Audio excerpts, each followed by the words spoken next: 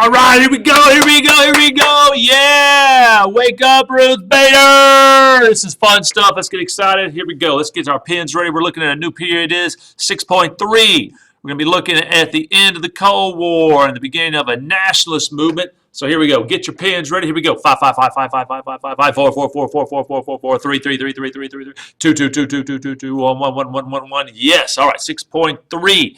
We are looking at the end of the Cold War and new nationalist movements. All right, quick summary of everything. Here we go. By the late 1980s, economic setbacks in the Soviet Union were producing social unrest. Worldwide, nationalist movements were weakening. All right, the hold of communist regimes upon their people. The fall of the Berlin Wall in 1989 precipitated the end of other communist governments, culminating in the overthrow of communist governments in the Soviet Union. As former Soviet republics declared their, what are they going to declare? Their independence. Yes. Democratic movements continue throughout the world, especially in Latin America and Africa. The end of communism in the Soviet Union saw the emergence of a single superpower, and that will be the good old U.S. That's right. Very good. Let's have some fun. All right, topic is the breakup of the Soviet Union. While Mikhail Gorbachev was instituting reforms to save the Soviet Empire, the small nations of Eastern Europe were steadily moving toward, what were they moving toward? It's the big I word, independence. That's right. And in 1988, Poland inaugurated a non-communist government. In 1989, the people of Berlin dismantled or took down the Berlin Wall. That's right. By the end of 1990, the two Germanys were reunited, and some were happy and some were not. Czechoslovakia ended its communist government in 1989. It later peacefully separated into the Czech Republic and Slovakia. Very good, very good. Now, all right, to change pace a little bit, it wasn't as sweet as it seems like. The end of communism did not come without some problems or discord. A key example of was Yugoslavia, where bitter conflict broke out in Bosnia among, oh my gosh, Muslims, Serbs, and Croats in the early 1990s. Fighting continued in 1998 to 1999 between Serbs and Albanians in the province of, check this out, Kosovo, the province of Kosovo. And in 2004, Kosovo again became the scene of ethnic conflict in the newly founded republics of Serbia and Montenegro. The provinces declared its independence, the big I word, everybody wants it, independence, in 2008. All right, here we go. New topic, the final days of the Soviet Union and thereafter. So, in the summer of 1991, the Baltic republics declared their independence. Independence movements spread throughout the European border republics of Belarus, Ukraine, and, check this one out, Moldova, and also in the Muslim regions of Central Asia. In December 1991, the Soviet Union was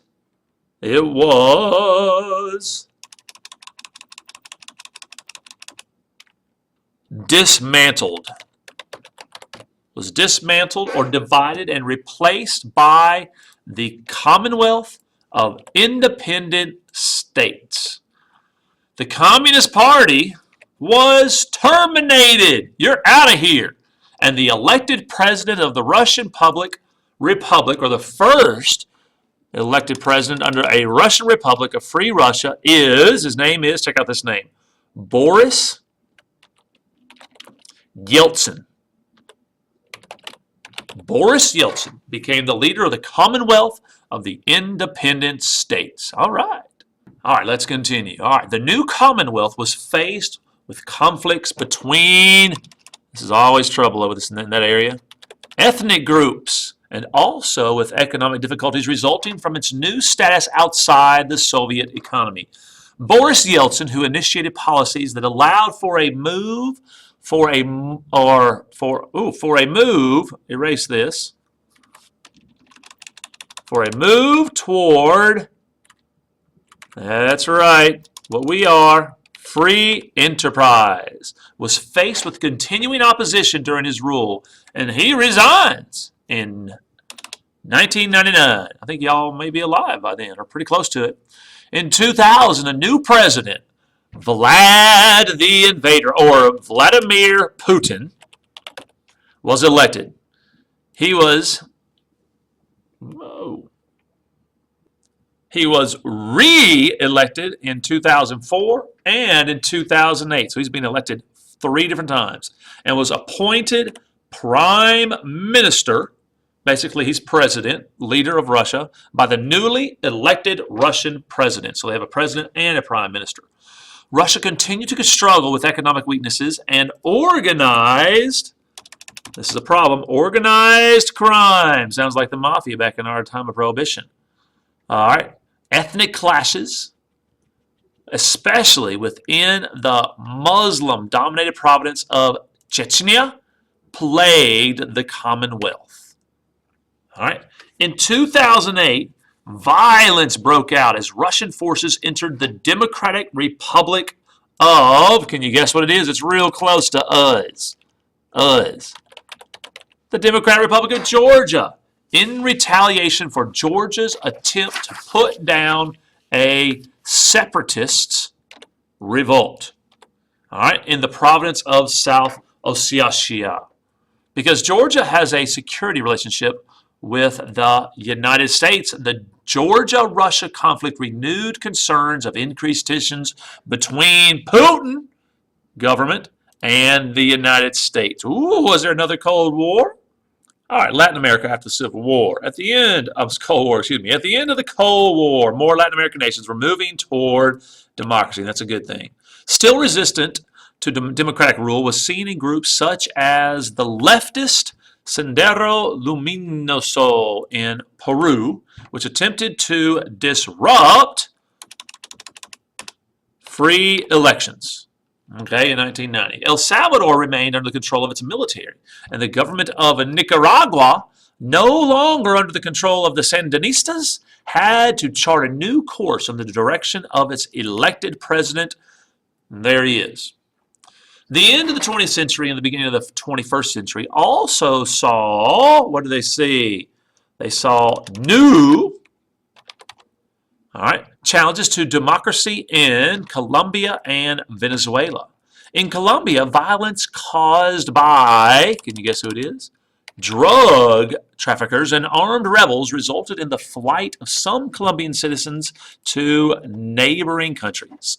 In Venezuela, the left-leaning Hugo, you might know his name, Hugo, owns a bunch of the Texaco stations around here, or used to, he's dead now. Hugo Chavez was elected president, and we're looking at Venezuela again, in 1999. Concerned over fluctuating oil prices, Chavez, check what he did, nationalized a number of Venezuelan industries, including petroleum. And in 2007, Venezuelans voted down proposed constitutional changes that would have given Chavez additional power. Very good, very good. Additional issues plagued Latin American nations. Some of them owed large foreign debts, and in some, huge international drug cartels threatened government stability. The end of the 20th century, however, saw renewed hope for enduring democracies and popular participation in Latin America. In Mexico, In 2000, for example, the PRI lost its dominant status with the election of Vicente Fox, that's right, of the PAN party as president. The new administration continued to struggle with controversy and illegal immigration to the United States. All right, next topic, new challenges after the Cold War. As communism dissolved in the Soviet Union, new challenges arose in the non-communist nations. In 1990, Iraq leader, who was that leader in 1990? Saddam Hussein, annexed oil-rich Kuwait, precipitating the Persian Gulf War between Iraq and United States-led coalition of United Nations forces. Saddam Hussein's defeat and the liberation of Kuwait led to only a short truce. And in 2003, the Iraqis were again at war with the U.S.-led coalition over Saddam Hussein's repressive regime and his potential for unleashing weapons of mass destruction. A new democratically elected Iraqi government, executed Saddam Hussein in December of 2006. In Africa and Asia, new nations often did not have the resources to further their development and had to look to developed nations or the international organizations such as the World Bank and the International Monetary Fund for assistance. Violent ethnic conflicts plagued both regions. Repeated negotiations failed to bring lasting peace in the Middle East or to settle the problem of Palestinian refugees. Warfare continued between the United States and Iraq and the Al-Qaeda terrorist organization of Afghanistan. The end of the 20th century saw a series of economic problems throughout parts of Asia and Southeast Asia, especially Japan. By 1999, some recovery was apparent. Hong Kong was returned to the People's Republic of China in 1997. In spite of challenges in Africa and Asia, the future appeared hopeful, and still does. All right. India remained the world's largest democracy. In the 1990s, South Africa ended apartheid and had held elections in which all adult South Africans had the right to vote. Good job, South Africa. New governments based on increased civil rights were emerging in both Afghanistan and Iraq. All right, let's summarize everything. The breakup of the Soviet Empire in 1991 resulted in the formation of a loose organization of former Soviet republics. Ethnic rivalries continued in the former Soviet republics and in Yugoslavia. Newly founded republics, battled with economic problems. In Latin America, repressive governments gradually gave way to more widespread democracy. South Africa saw the end of apartheid and the beginning of universal suffrage. Challenges remained, especially in the Middle East and South Asia, where Arab-Israeli conflicts continued and U.S.-backed coalitions had been engaged in Afghanistan and Iraq. All right. Hope you learned something. Keep it reading. Read your notes. Good job, guys.